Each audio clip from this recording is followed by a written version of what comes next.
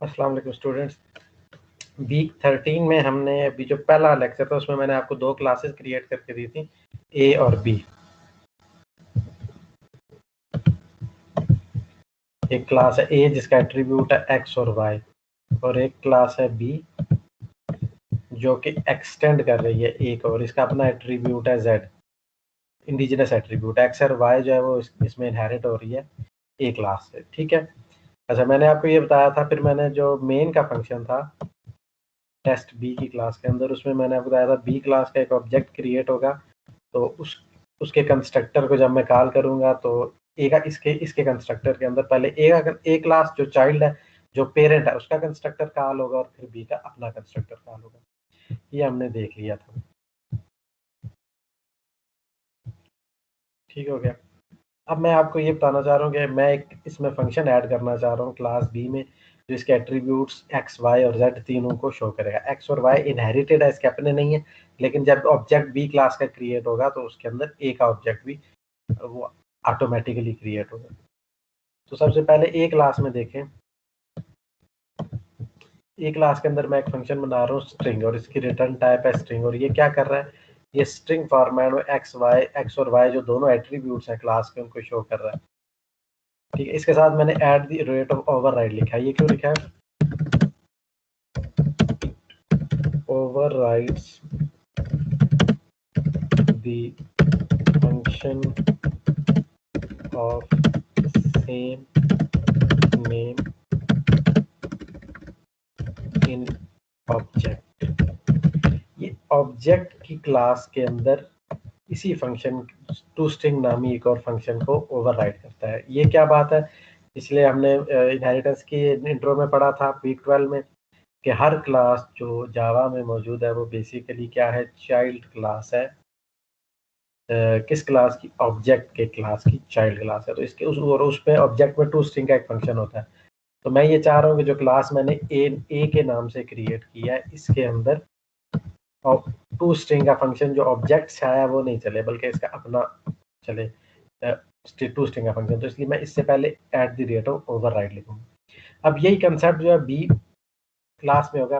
अच्छा, to string का function कर क्या रहा है? ये एक्स और वाई एट्रीब्यूट्स को शो कर रहा है, जो इस क्लास के दोनों एट्रीब्यूट्स है। बी क्लास में आ जाए। बी क्लास में मेरे पास तीन एट्रीब्यूट्स हैं, एक्स वाई और जेड, ठीक है। जेड इंडिजिनस एट्रीब्यूट है, एक्स और वाई कहाँ से आए? पेरेंट क्लास से। तो अब ये मैं यहाँ पर अगेन इस फंक्शन का नाम चूंकि मैंने टू स्ट्रिंग रखा है, रिटर्न टाइप स्ट्रिंग ही रखी है, इसको भी मुझे ओवरराइड करना पड़ेगा, ताकि जो पेरेंट क्लास है टू ओवरराइड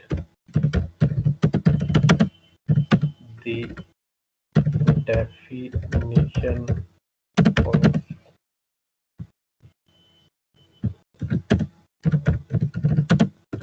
ए क्लास के अंदर जो टू स्ट्रिंग का फंक्शन है उसको ओवरराइड करने के लिए मैं क्या करूंगा, मैं ये एट द रेट ओवरराइड लिखूंगा बी क्लास। ठीक हो गया। अब जब मैं इस कोड को कंपाइल करूंगा, रन करूंगा, तो मुझे बी क्लास का, अब मैं ये चाह रहा हूँ कि बी क्लास का टू स्ट्रिंग का फंक्शन कॉल हो, ठीक है। तो इसके लिए मैं क्या करूंगा, system dot out dot print का फंक्शन मैं कॉल करूंगा, और वो क्या करेगा, ऑब्जेक्ट बी जो बी क्लास का ऑब्जेक्ट है उसके लिए टू स्ट्रिंग का फंक्शन कॉल करेगा। वो स्ट्रिंग मुझे क्या रिटर्न, वो ये जो ऑब्जेक्ट डॉट टू स्ट्रिंग का फंक्शन है ये क्या करेगा, ये मुझे रिटर्न करेगा एक स्ट्रिंग, और वो स्ट्रिंग क्या होगा, एक्स वाई और जेड एट्रीब्यूट्स की वैल्यूज होगी, ठीक है। इसको एग्जीक्यूट करते हैं, रन करते हैं।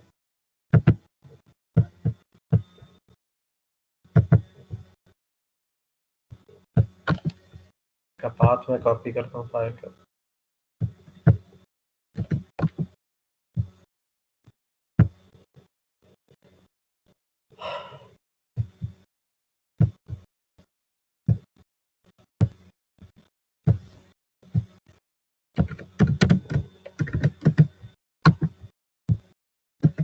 अब हमने विंडोज एनवायरनमेंट के हिसाब से मैं फाइल में चला गया। अब मैं लिखता हूँ जावा सी करके डॉट जावा।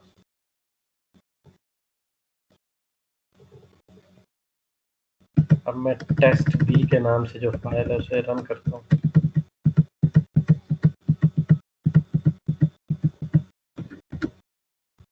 ठीक है, अब ये फंक्शन कॉल हुआ है, x की वैल्यू 4, b की वैल्यू 2.4, y की वैल्यू b और z की वैल्यू 2.4। ये कौन सा, ये तीनों एट्रीब्यूट्स जो हैं बेसिकली ये लाइन ऑफ कोड जो है ये रन हुई है किस ऑब्जेक्ट के लिए, ऑब्जेक्ट b के लिए।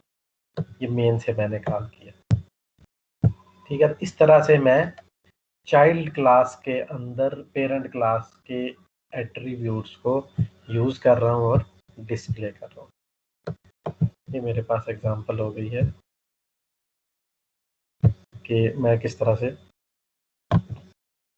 चाइल्ड क्लास के लिए पेरेंट क्लास के एट्रीब्यूट्स को भी शो कर सकता हूँ, प्लस चाइल्ड क्लास का अपना जो है वो एट्रीब्यूट भी शो कर रहा हूँ। ठीक है, ये जो कंसेप्ट है इसे हम फंक्शन ओवरराइडिंग कहते हैं।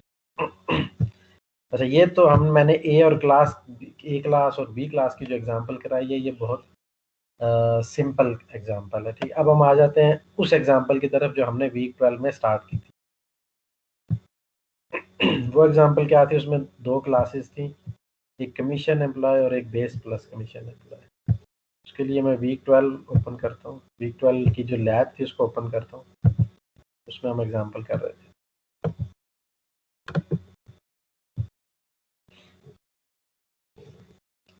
दो क्लासेस थी इसमें, एक कमीशन एम्प्लॉय की और एक बेस प्लस कमीशन एम्प्लॉय।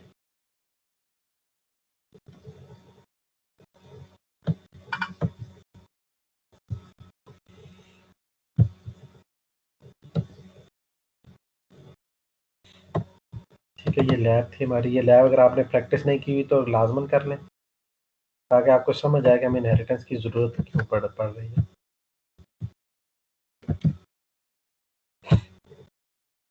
दो क्लासेस थी मेरे पास, एक कमीशन एम्प्लॉय और एक बेस प्लस कमीशन एम्प्लॉय। ठीक है, कमीशन एम्प्लॉय के एट्रीब्यूट्स थे फर्स्ट और last name, social security number, gross sales, commission rate. ये किसके एम्प्लॉय एट्रीब्यूट्स हैं, कमीशन एम्प्लॉय के। फिर इस क्लास का एक कंस्ट्रक्टर लिखा था मैंने, इसके सारे फंक्शंस के गेटर्स सेटर्स और कैटर्स लिखे थे, एक अर्निंग का फंक्शन लिखा था और एक टू स्ट्रिंग का फंक्शन। अब मैंने क्या करना है, फिर हमने दूसरी क्लास बनाई थी बेस प्लस कमीशन, और मैंने कहा था इसमें कमीशन एम्प्लॉय के सारे एट्रीब्यूट्स हैं प्लस इसमें एक एट्रीब्यूट है उसका अपना जिसे मैं बेस सैलरी कह रहा हूँ। ठीक है, बेस सैलरी का एक एडिशनल एट्रीब्यूट जो है वो इसमें है। जबकि इसमें मेथड्स वो सारे हैं बेस प्लस कमीशन एम्प्लॉय में।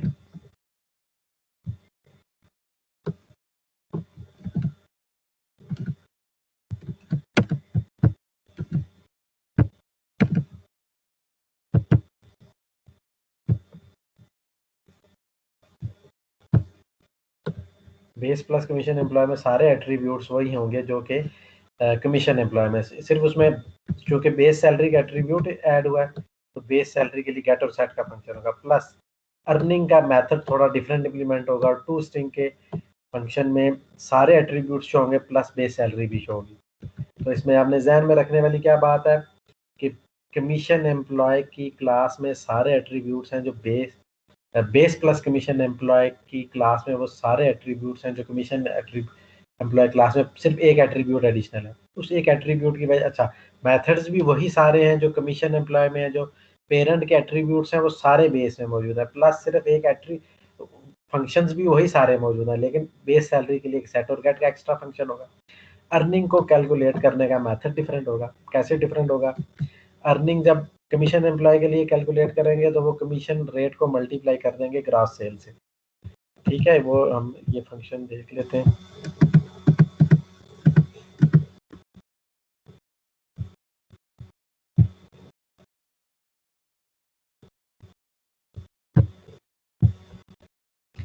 इस फंक्शन में क्या है, कमीशन रेट और ग्रॉस सेल्स आपस में मल्टीप्लाई हो रही है।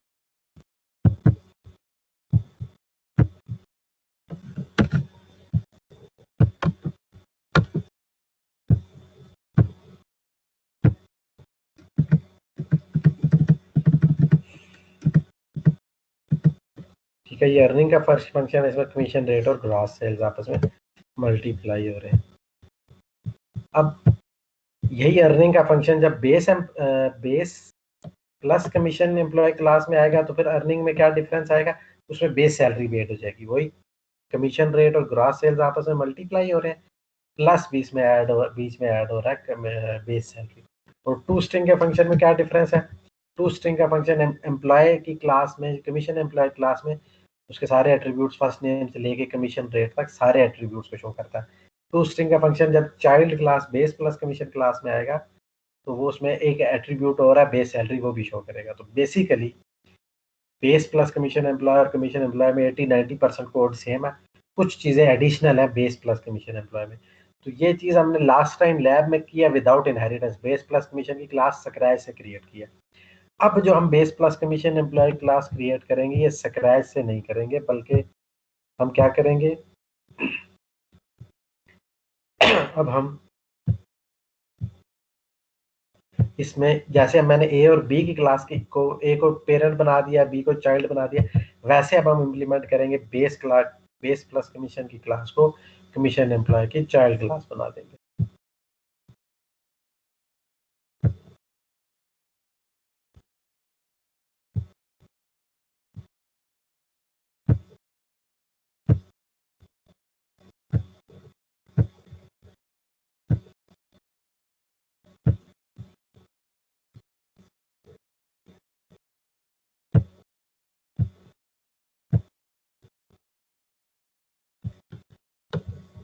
अब मेरे पास पेरेंट क्लास है कमीशन एम्प्लॉय,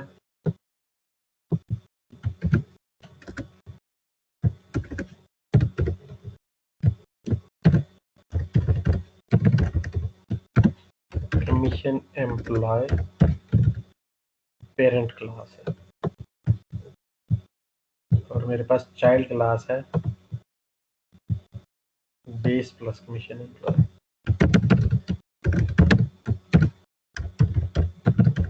मैं सिंपली बेस प्लस कमीशन का वर्ड लिखता हूँ, एम्प्लॉय का वर्ड नहीं लिखता। और ये इसकी चाइल्ड क्लास है। तो सबसे पहले तो ये क्वेश्चन तो आता है कि why base plus commission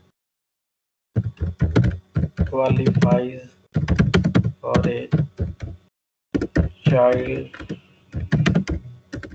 of commission employee. Base plus commission employee जो है वो कमीशन एम्प्लॉय क्लास की चाइल्ड है। ये इसका डिसीजन मैंने क्यों लिया, वो इसलिए लिया है कि बेस प्लस कमीशन एम्प्लॉय में वो सारे एट्रीब्यूट्स हैं जो कमीशन एम्प्लॉय में मौजूद हैं, और वो सारे फंक्शंस हैं जो कमीशन एम्प्लॉय में मौजूद है, सिर्फ इसमें कुछ फीचर्स एडिशनल है।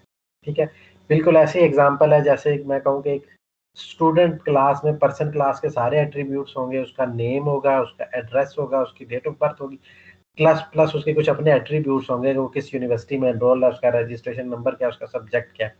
तो बिल्कुल वही बात यहाँ भी अप्लाई होती है। कमीशन एम्प्लॉय जो है वो पेरेंट क्लास है, और बेस प्लस कमीशन एम्प्लॉय जो है वो उसकी चाइल्ड क्लास है, उसमें उस पेरेंट के एट्रीब्यूट्स हैं प्लस उसके अपने एडिशनल एट्रीब्यूट्स। ठीक हो गया, तो इसलिए अब हम इसी एग्जांपल को इम्प्लीमेंट करेंगे इनहेरिटेंस के साथ। ठीक है, तो मैं ये क्लासेस देखते हैं कि हमने कैसे इम्प्लीमेंट की है मैंने।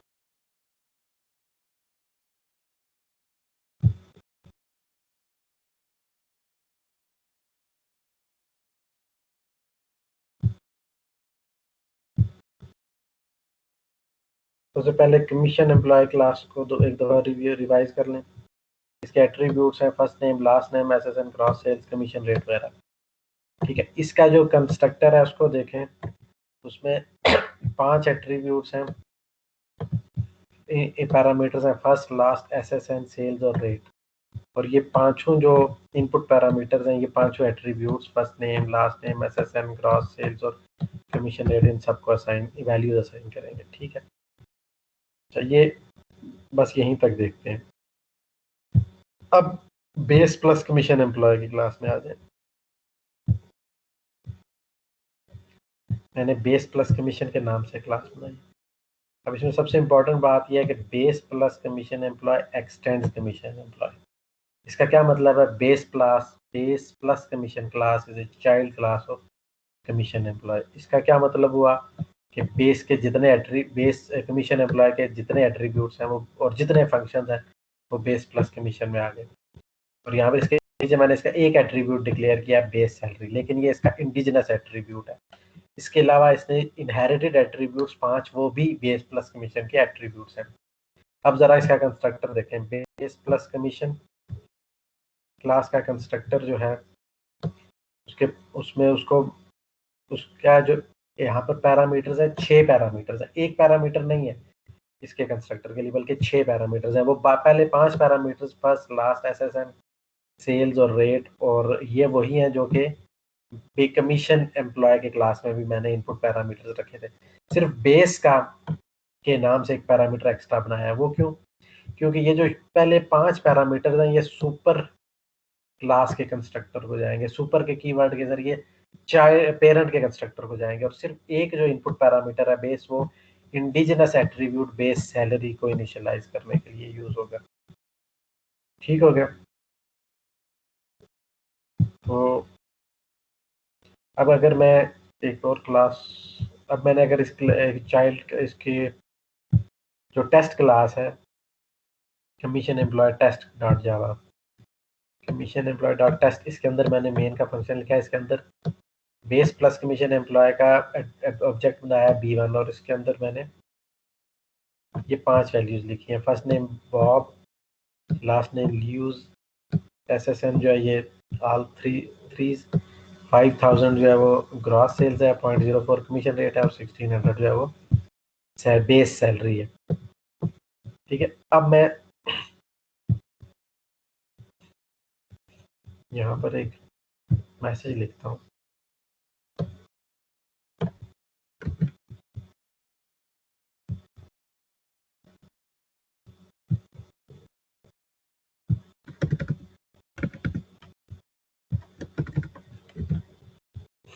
बेस के बेस प्लस कमीशन एम्प्लॉय का कंस्ट्रक्टर कॉल हुआ।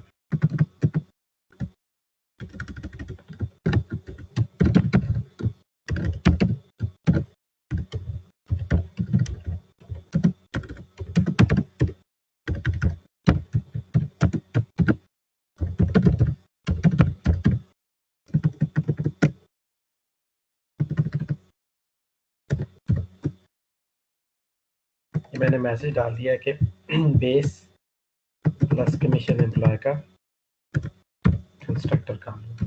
अब मैं एक दूसरा मैसेज जो है वो ये मैंने चाइल्ड क्लास के कंस्ट्रक्टर के अंदर लिख दिया मैसेज। अब मैं पेरेंट क्लास में जाता हूँ और इसके अंदर भी यही मैसेज लिखता हूँ, कमीशन एम्प्लॉय कंस्ट्रक्टर, ये उसके कॉल का मैसेज है। अब ये जो ऑब्जेक्ट मैंने क्रिएट किया था मेन में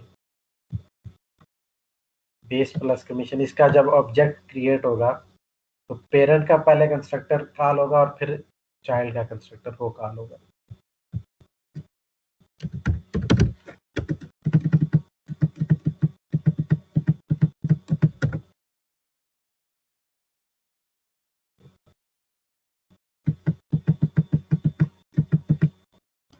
कमीशन एम्प्लॉय टेस्ट। अब इसमें देखें पहले कमीशन एम्प्लॉय का कंस्ट्रक्टर कॉल हुआ और फिर बेस प्लस कमीशन एम्प्लॉय का कंस्ट्रक्टर कॉल हुआ। ठीक हो गया? तो ये रिलेशनशिप होगी कंस्ट्रक्टर्स की। अब एट्रीब्यूट्स की वैल्यूज को मैं देखना चाह रहा हूँ।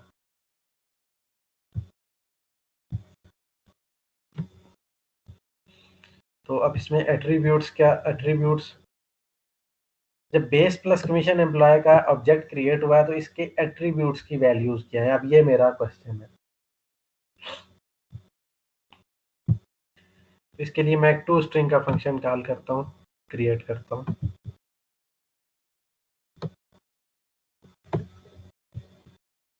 जो कि इसके अंदर बेस सैलरी का ऑब्जेक्ट जो है वो मुझे शो करना है। वो चूंकि फ्लोट है तो उसके 0.02 f के जरिए से शो करूंगा, लेकिन उसको शो करने से पहले मुझे, चूंकि बेस प्लस कमीशन क्लास का जो ऑब्जेक्ट बना है B1, इसके अंदर पेरेंट के सारे एट्रीब्यूट्स मौजूद हैं। ठीक है, ये जो ऑब्जेक्ट बना है B1,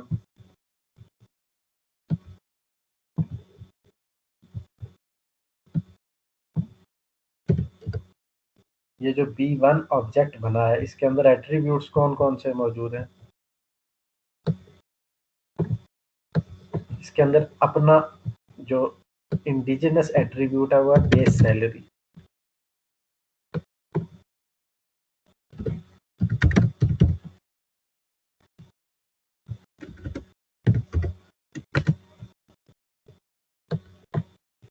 और इसके अलावा इसने पेरेंट से बहुत से एट्रीब्यूट्स लिए हैं। कौन कौन से?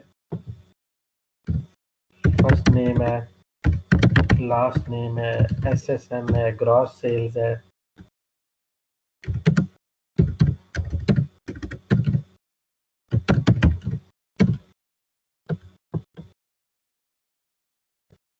और फाइनली कमीशन रेट है। तो जब मैं बैक टू द कोड, जब मैं बेस प्लस कमीशन एम्प्लॉय की एट्रीब्यूट शो करना चाह रहा हूँ तो सिर्फ सेल उसकी बेस सैलरी नहीं शो करूंगा, बल्कि मुझे उसके जो पेरेंट्स एट्रीब्यूट्स इनहेरिट किए हैं वो भी शो करना है। पेरेंट क्लास के अंदर आए तो यहाँ एक टू स्ट्रिंग का फंक्शन हमने लास्ट टाइम जब ये बेस प्लस कमीशन एम्प्लॉय की क्लास बनाई थी तो इसमें एक एट्रीब्यूट था टू स्ट्रिंग का। टू स्ट्रिंग क्या करता है? वो स्ट्रिंग डॉट फॉर्मेट का फंक्शन यूज करते हुए इसके सारे एट्रीब्यूट्स को शो करता है एज ए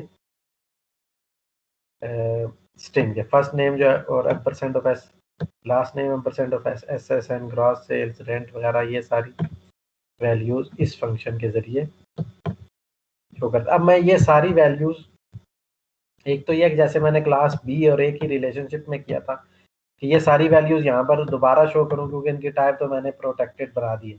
उससे आसान तरीका ये है कि मैं यहाँ पर सुपर के कीवर्ड के जरिए पेरेंट का टू स्ट्रिंग का फंक्शन कॉल करूँ। ये सुपर डॉट टू स्ट्रिंग ये क्या करेगा?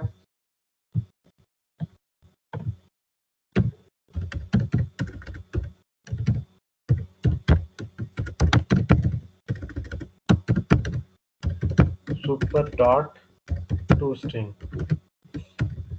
ये क्या करेगा? ये बिल्कुल ऐसे ही जैसे मैंने सुपर को कंस्ट्रक्टर में यूज किया था और कंस्ट्रक्टर कॉल किया था, जो भी उसके एट्रीब्यूट्स थे वो उसको पास किए थे और कंस्ट्रक्टर कॉल किया था। ठीक है, ये देखें, ये मैंने सुपर के कीवर्ड के जरिए चाइल्ड के कंस्ट्रक्टर में पेरेंट का कंस्ट्रक्टर कॉल किया था। बिल्कुल वैसे ही अब मैं क्या करूंगा, चाइल्ड के, ये चाइल्ड क्लास का जो टू स्ट्रिंग का फंक्शन है, ये जो चाइल्ड क्लास का टू स्ट्रिंग का फंक्शन है, इसके अंदर मैं क्या करूंगा, पेरेंट का टू स्ट्रिंग का फंक्शन कॉल करूंगा। पहले वो सारा कुछ मुझे रिटर्न करेगा एक स्ट्रिंग की शेप में, और वो स्ट्रिंग जो है वो मैं पहले वो डिस्प्ले कर दूंगा और उसके बाद फिर मैं बेस सैलरी की वैल्यू जो है, base salary percent of 2f जो लिखा है इसकी जगह बेस सैलरी जो कि चाइल्ड क्लास का अपना इंडिजिनस एट्रीब्यूट है वो शो करा दूंगा।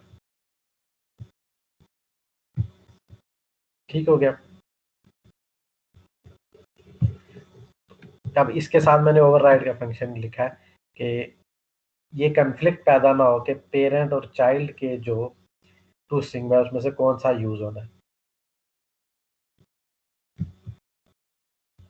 ठीक है, अगर टू स्ट्रिंग का फंक्शन जो है ओवरराइड ना, अगर अगर क्लास जो चाइल्ड क्लास है इसमें टू स्ट्रिंग का फंक्शन मौजूद ना हो तो फिर पेरेंट क्लास का टू स्ट्रिंग का फंक्शन जो है बाय डिफॉल्ट कॉल होता है। ठीक है, तो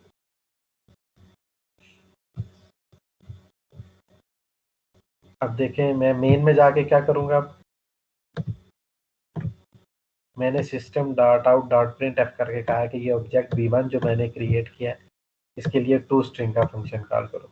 ठीक है, ये आउटपुट में ऑलरेडी इंक्लूडेड है इसमें। अब देखें मैंने चाइल्ड क्लास का टू स्ट्रिंग का फंक्शन कॉल किया और उसके अंदर उसने फिर इंटर्न उस चाइल्ड क्लास के अंदर क्या हुआ, उस चाइल्ड क्लास के टू स्ट्रिंग के अंदर पेरेंट का टू स्ट्रिंग कॉल हुआ सुपर के कीवर्ड के जरिए, और फिर तो इसलिए, और पेरेंट के पीस टू स्ट्रिंग के अंदर क्या था, उसके अंदर ये सारे एट्रीब्यूट्स जो हैं फर्स्ट नेम लास्ट नेम वगैरह सबकी वैल्यूज शो हुई। तो स्क्रीन पे मुझे बेस प्लस कमीशन एम्प्लॉय के ऑब्जेक्ट के लिए उसका फर्स्ट नेम, उसका लास्ट नेम, उसका एसएसएन, उसकी ग्रॉस सेल्स, कमीशन रेट, उसकी बेस सैलरी, ये सारी शो होगी। और प्लस उसका अपना जो एट्रीब्यूट है वो अर्निंग्स का वो भी शो हुआ, सॉरी अर्निंग्स का प्लस जो उसका अपना एट्रीब्यूट है बेस सैलरी का वो भी शो हुआ होगा। ठीक है, उसके लिए कौन सी लाइन चली है, उसके लिए ये base salary point two F और इसके आगे कॉरेस्पॉन्डिंग जो पैरामीटर था बेस सैलरी इसकी मदद से शो होगा। ठीक है, अच्छा अब अगर मैं एक और काम करूं,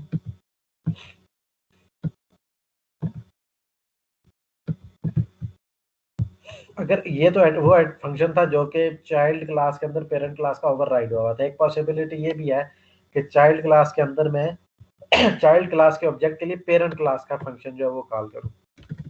उसके एग्जांपल क्या है, b1 dot get, let's say get gross sales,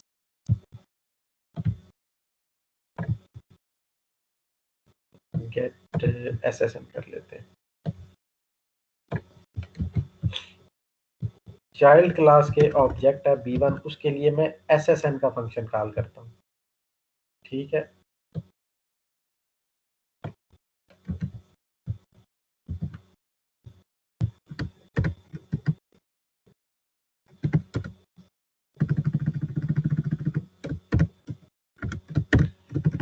मैं b1 जो चाइल्ड क्लास का ऑब्जेक्ट है उसके लिए एसएसएन का फंक्शन कॉल कर रहा हूँ।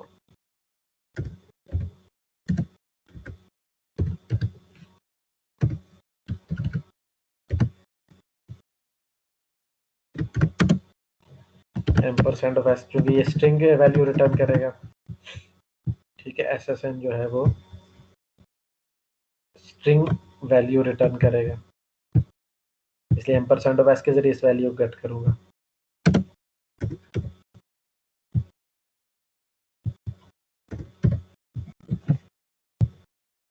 ठीक हो गया। तो अब हमने क्या किया है, have called a child class object, have called a parent class, have called a parent class method using child class object। यहाँ पर हमने चाइल्ड क्लास के ऑब्जेक्ट b1 के जरिए उसके अंदर पेरेंट क्लास का एसएसएन का फंक्शन कॉल किया। अब इसमें जो बाज़ैन में रखे वो ये है कि पेरेंट चाइल्ड क्लास का गेट एसएसएन का कोई फंक्शन नहीं है, फिर इस कंपाइलर ये एसएसएन का फंक्शन कहाँ से लाएगा, ये पेरेंट से लाएगा। चाइल्ड का कोई गेट एसएसएन का फंक्शन नहीं है, तो इस केस में ये पेरेंट का एसएसएन का फंक्शन कॉल करेगा। रिकम्पाइल करता हूँ कोड को, इससे पहले इंश्योर करना चाहिए कि फाइल सेव्ड है।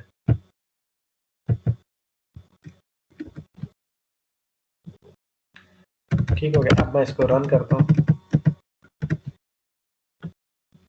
अब ये वैल्यू देखें b1.ssn।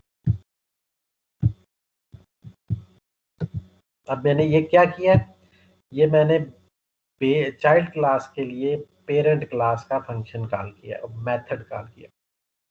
तो ये कैसे हुआ, मतलब ये कोड रीयूजेबिलिटी की एग्जांपल है। देखें कि हमें एक कोड अपने एक नई क्लास में यूज करना था और वो पुरानी क्लास के कोड में से हमने दोबारा यूज कर लिया, हमें वो दोबारा नहीं लिखना पड़ा।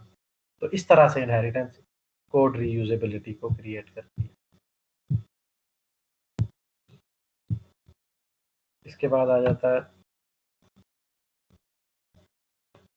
फिर आ जाता है एक और फंक्शन जो कि पेरेंट क्लास के अंदर मौजूद है, तो वो है अर्निंग का function.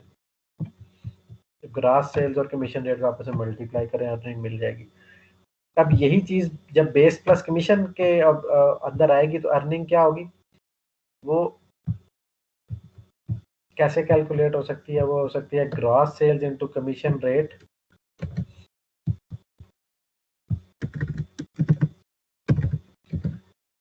Gross sales into commission rate plus base salary. एक चाइल्ड के लिए इसको ऐसे हम कैलकुलेट करेंगे। पेरेंट के लिए कैसे कैलकुलेट किया था? सिर्फ gross sales into commission rate. Child के लिए क्या करेंगे? उसमें बेस सैलरी ऐड कर देंगे। तो एक तरीका तो ये है कि आप सिंपली यही स्टेटमेंट मैं यहाँ लिख दूं, यहाँ रिटर्न की जगह मैं ये लिख दूं। लेकिन यहाँ पर आप देखेंगे इसने क्या किया, बेस सैलरी में ऐड किया हुआ super dot earnings. Super dot earnings का क्या मतलब है कि पेरेंट क्लास का अर्निंग का फंक्शन कॉल करो, वहां से जो रिटर्न हो उसमें बेस सैलरी ऐड कर दो। तो सुपर डॉट अर्निंग का फंक्शन कॉल करेंगे तो वहां से क्या मिलेगा? वहां से मिलेगा सुपर के यानी कि पेरेंट के अर्निंग के फंक्शन में जाएं तो वहां क्या मिलेगा? Gross sales into commission rate multiply होगा। वो यहाँ आंसर यहाँ पर पेस्ट हो जाएगा। वो पेस्ट होने के बाद बेस सैलरी में ऐड हो जाएगा और ये रिटर्न हो जाएगा जहां से भी इस फंक्शन को कॉल किया गया था वहां पर। हम मेन के लिए कॉल करेंगे, ठीक है। और ये बेसिकली ये जो एक लाइन है ये बताती है कि डिफरेंस क्या है कमीशन एम्प्लॉय में भी और base plus commission employee. Commission employee वो होता है जिसे कमीशन पर रखा गया, जितनी अर्निंग्स होंगी उसको कमीशन रेट से मल्टीप्लाई करके उसको पे कर देंगे। बेस सैलरी का कंसेप्ट क्या कि उसकी सर्टन बेस सैलरी है प्लस जो उसकी कमीशन जो सेल्स के हिसाब से जो कमीशन कैलकुलेट हुआ वो प्लस उसमें ऐड हो जाएगा। ठीक हो गया। तो इसके लिए मैं अब आ जाता हूँ, इसके लिए मैं लाइन लिखूंगा system dot out dot print है अर्निंग्स और ampersand of to B one dot earnings, यानी बेस क्लास के लिए अर्निंग्स का फंक्शन कॉल करूँ तो वो क्या होगा? वो ये अर्निंग्स का फंक्शन जो base child class sorry B one dot earnings जो है वो child base plus commission class के लिए अर्निंग का फंक्शन कॉल करेगा। जब अर्निंग का फंक्शन कॉल करेगा तो बेस सैलरी की वैल्यू में ऐड होगा पेरेंट क्लास की अर्निंग की फंक्शन की वैल्यू से जो रिटर्न और वो स्क्रीन पे शो होगा। तो ये ऑलरेडी कोड में इंक्लूडेड है। ये अर्निंग की वैल्यू 1800 शो होगी है। ये कैसे शो हुई है इसके लिए भी हम मैसेज में यहाँ लिख देता हूँ।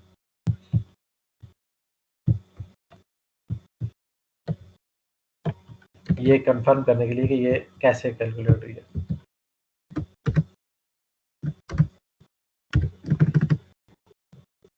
ये मैं चाइल्ड क्लास की अर्निंग्स का फंक्शन है,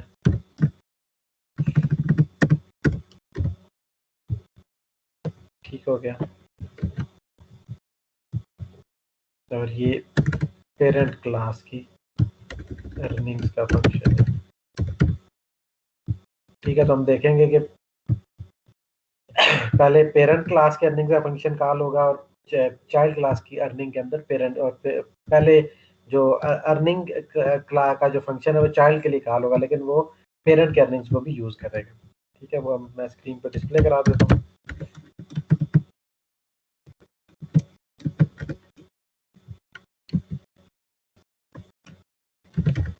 ठीक है, ये मैंने कंपाइल कर लिया। अब मैं इसको रन करता हूँ।